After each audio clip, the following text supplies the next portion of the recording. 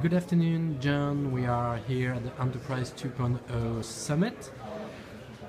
You're one of the usual suspects of that kind of topics, but whatever. Can you introduce yourself in few words, please? My name is Jon Husband. I'm a management consultant, a researcher, a writer, a speaker. Sometimes I call myself a techno-anthropologist. I've been interested in organizations as social systems for about 35 or 40 years now. And so these are very, very interesting times. I'm also known in some circles as the creator and originator of the concept called wirearchy, which I have positioned as an emergent organizing principle, not a solution. Wirearchy means, there's a working definition of it, which is a dynamic two-way flow of power and authority based on knowledge, credibility, trust, and a focus on results, and it's enabled by interconnected people and technology. The archy words, the words that end in archy, are all descriptors for the rules and the principles that govern large social systems.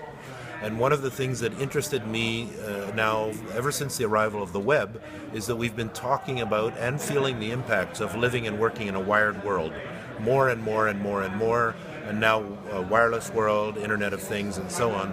And there's no archy word describing this. We've talked about network dynamics and network structures, but wirearchy is really a simple and playful way of putting together the notion of archy with wired.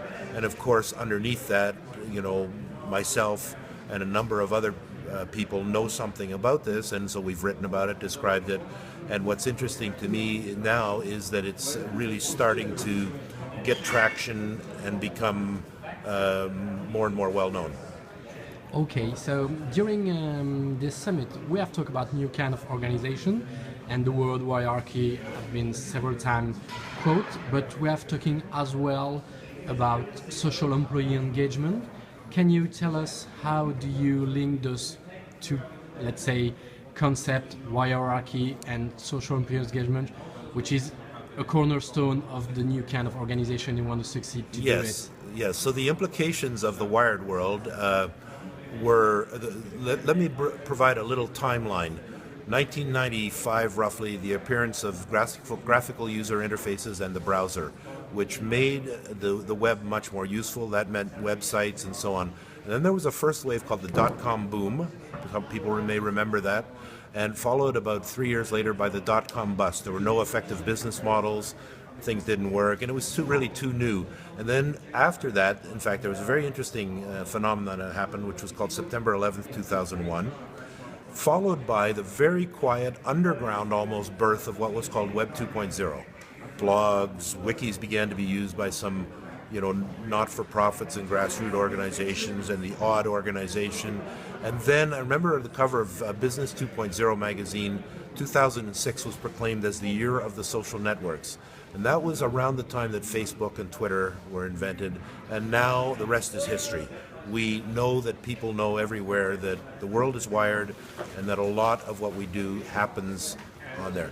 Now, what's really important is this is a big shift from the traditional hierarchical top-down world. Now people have tools, links, voices, everybody's writing, talking, commenting, offering things, and much more is happening to some degree in a transversal or horizontal way. So what I started thinking about as a theorist was from the phrase knowledge is power. And we know that the arrival of the internet has been likened to the arrival of the Gutenberg printing press, which began to spread the knowledge that was only available to kings, queens, cardinals, bishops, people that could read, because it was the monks with candles that were writing the books, and the printing press changed all that.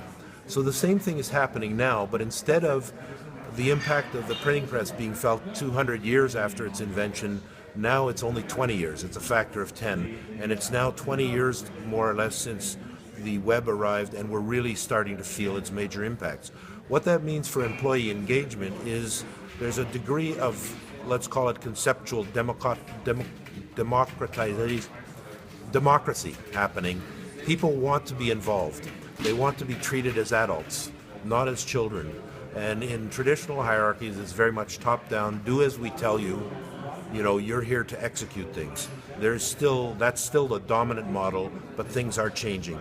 To engage with employees, there's a relatively simple but difficult thing to do for leaders, which is to begin thinking every day of the employees that work in your organization as adults who want to do a good job and who will take responsibility if you actually let them.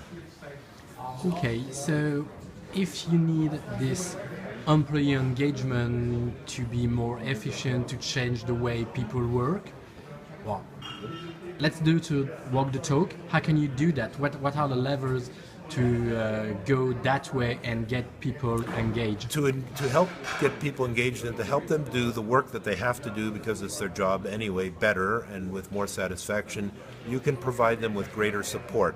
What we know now is for many years, the business books have been talking about providing employees with challenging work, but providing them also the resources to learn.